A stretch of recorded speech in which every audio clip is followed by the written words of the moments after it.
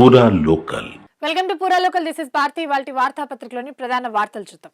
ముందుగా ఈనాడు చూసుకున్నట్లయితే కిక్ ఇచ్చా మెస్సీ దిగ్గజ ఆటగాడు మాయతో దద్దరిల్లిన ఉప్పల్ స్టేడియం.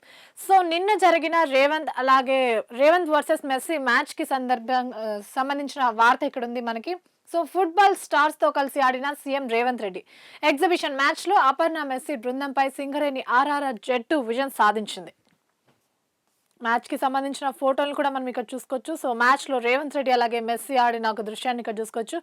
మ్యాచ్ అనంతరం వేదికపై రేవంత్ రెడ్డి, మెస్సీ అలాగే రాహుల్ గాంధీ ఒక ఇమేజ్ కూడా మనం ఇక్కడ చూసుకోవచ్చు.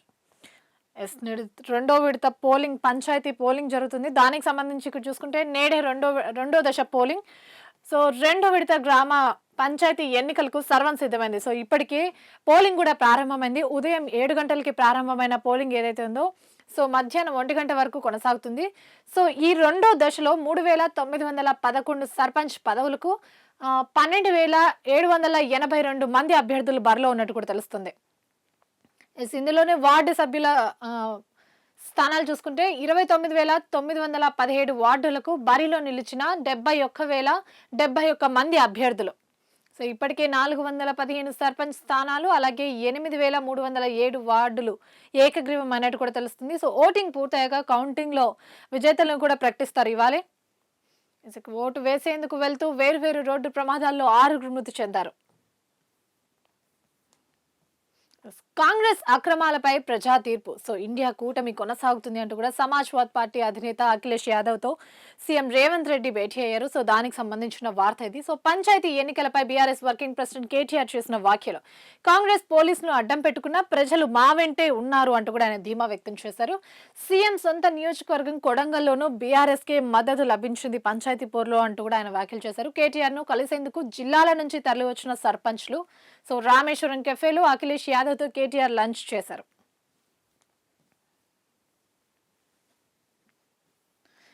ఇక్కడ కూడా మెస్సీ మ్యాచ్ కి సంబంధించిన వార్తే. మెస్సీ రేవంత్ ఆట అదుర్స్. ఉప్పల్ స్టేడియంలో గోట్ కప్ ఫ్రెండ్లీ మ్యాచ్ అలాగే సంబరంలా సాగిన సాగర్ మ్యాచ్. సో ప్రొఫెషనల్ ఆటగాడిలా మైదానంలో అడుగుపెట్టిన సీఎం రేవంత్ రెడ్డి ఫుట్బాల్ ను కిక్ చేసి ప్రేక్షకుల్లోకి పంపిన మెస్సీ. సో అభిమానుల ఉర్రూతలు. కాసేపు సరదాగా ఆడిన రేవంత్ మనవడు కూడా. ఇక్కడ చూసుకుంటే ఇప్పుడు రెండో దశ పోలింగ్ కొనసాగుతుంది. మొదటి దశ పంచాయతీ పోర్ ఏదైతే ఉందో దానికి సంబంధించిన వార్తలు మనం ఇక్కడ చూసుకోవచ్చు. బీసీల విజయ బావుట. సో పంచాయతీ తొలి విడతలో 41.7% స్థానాల్లో బీసీలదే గెలుపు. సో కేటాయించిన దానికంటే రెట్టింపు సీట్లలో బీసీలు విజయం సాధించినట్టు కూడా స్పష్టంగా తెలుస్తుంది.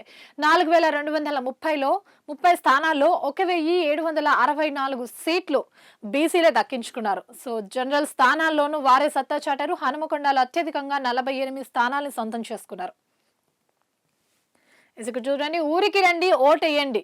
సో పోలింగ్ నేపథ్యంలో అభ్యర్థులు ఓటర్లను ఆకట్టుకుంటున్న విధానం ఇది. సో నగరాల్లోని ఓటర్లకు విజ్ఞప్తులు, ఖర్చులతో పాటు వాహనాలు కూడా ఏర్పాటు చేస్తున్నారు. ఇక్కడ చూసుకుంటే సాఫ్ట్వేర్ ఉద్యోగులకు సంబంధించి హైకోర్టు కొన్ని వ్యాఖ్యలు చేసింది. సో సాఫ్ట్వేర్ ఉద్యోగుల సంక్షేమానికి కొత్త చట్టం రావాలి అంటూ కూడా సూచనలు చేసింది. వారికి సామాజిక భద్రత కరువైంది. బ్యాండ్ పేరుతో ఉద్యోగి హక్కులు హరిస్తారా? సో కార్మిక చట్టాలు వర్తించవా అంటూ కూడా హైకోర్టు చేసిన వ్యాఖ్యలు. తాజాగా ట్రంప్ నిర్ణయాలకి వ్యతిరేకంగా కొన్ని విమర్శలు అయితే వచ్చాయి. సో ట్రంప్ విధానాలపై తిరుగుబాటు, వర్క్ పర్మిట్ లో మార్పులను సవాల్ చేసిన 10 మంది అమెరికా సెనేటర్లు.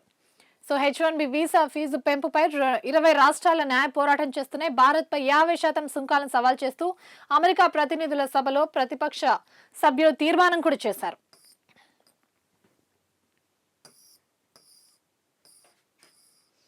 మరొకసారి రెండో దశ పోలింగ్ అంశానికి సంబంధించిన వార్త చూసుకుంటే 3,911 పంచాయతీల్లో ఎన్నికలు జరుగుతున్నాయి. సో ఉదయం 7 నుంచి మధ్యాహ్నం 1 గంట దాకా పోలింగ్ ప్రక్రియ జరుగుతుంది. సో ఆ తర్వాత 2 గంటలకి కౌంటింగ్ ప్రక్రియ మొదలవుతుంది. సో ఏర్పాట్లు పూర్తి చేసిన రాష్ట్ర ఎన్నికల సంఘం ఇప్పటికే 415 సర్పంచ్, 8,307 వార్డు స్థానాలు ఏకగ్రీవమైనట్టు కూడా తెలిపారు.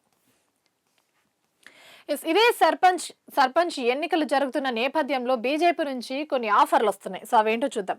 సర్పంచ్లు బీజేపీలో చేరాలనుకుంటే ఈ నెల 18 వరకే డెడ్ లైన్ అంటూ కూడా కేంద్ర మంత్రి బండి సంజయ్ చేసిన కొన్ని వ్యాఖ్యలు ఇవి.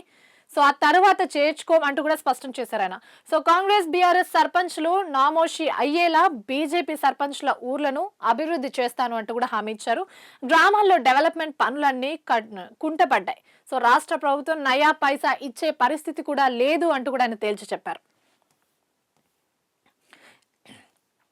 ఇసుక ఓట్ చోరీపై నేడు ఢిల్లీలో కాంగ్రెస్ మహా ధర్నా చేయనుంది. సో మధ్యాహ్నం రామ్లీలా మైదానంలో 1 గంట నుంచి సాయంత్రం 4 గంటల వరకు ఈ ధర్నా కొనసాగుతుంది. సో ఈ ధర్నాలో ముఖ్యంగా కాంగ్రెస్ అగ్రనేతలు రాహుల్ గాంధీ అలాగే ప్రియాంక ఖర్గే కూడా పాల్గొంటున్నారు. సో తెలంగాణ నుంచి CM Revanth Reddy, deputy CM అలాగే పీసీసీ చీఫ్ అలాగే కొంతమంది మంత్రులు కూడా వెళ్లే అవకాశాలు కనిపిస్తున్నాయి. వచ్చే 3 ఏళ్లలో 17 లక్షల ఇల్లు పేదల సొంతింటి కల నెరవేరుస్తామంటూ కూడా మంత్రి వివేక్ వెంకటస్వామి చేసిన కొన్ని comments.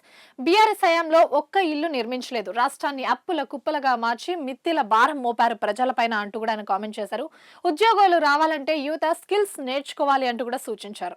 So పరిగిలో advanced technology centre శంకుస్థాపన జరిగిన కార్యక్రమంలో భాగంగా ఆయన చేసిన వ్యాఖ్యలు ఇవి. ప్రస్తుతం తెలంగాణ వ్యాప్తంగా రాష్ట్రీయ చలి తీవ్రత రోజు రోజుకి పెరిగిపోతుంది. చాలా చోట్ల చాలా జిల్లాల్లో నగరాలతో పాటు పల్లెల్లో కూడా సింగిల్ డిజిట్ టెంపరేచర్లే నమోదవుతున్నాయి. సో దానికి సంబంధించి ఇక్కడ చూసుకుంటే మొయినాబాద్లో 6.3 డిగ్రీలు నమోదు, 11 జిల్లాల్లో సింగిల్ డిజిట్ ఉష్ణోగ్రతలు నమోదవుతున్నట్టు కూడా తెలుస్తుంది. సో ఇదే చలి మరొక వారం రోజులు కూడా కొనసాగే అవకాశాలు ఉన్నట్టు వాతావరణ శాఖ ఇప్పటికే వెల్లడించింది. ఇందాక చూసుకున్న ఓటు వేయడానికి వెళ్తూ 6 మృతి చెందిన ఒక దుర్ఘటనని. సో మెదక్లో బైక్ ను ఢీకొట్టిన గుర్తు తెలియని వాహనం, ఒకే కుటుంబానికి చెందిన 4 దుర్మరణం. సో జనగామలో మరో ప్రమాదం, అన్నదమ్ములు మృతి. ఇవి వాల్టి వార్తాపత్రికలోని ప్రధాన వార్తలు. మరిన్ని వార్తలతో మళ్ళీ కలుద్దాం. చూస్తూనే ఉండండి పురా లోకల్.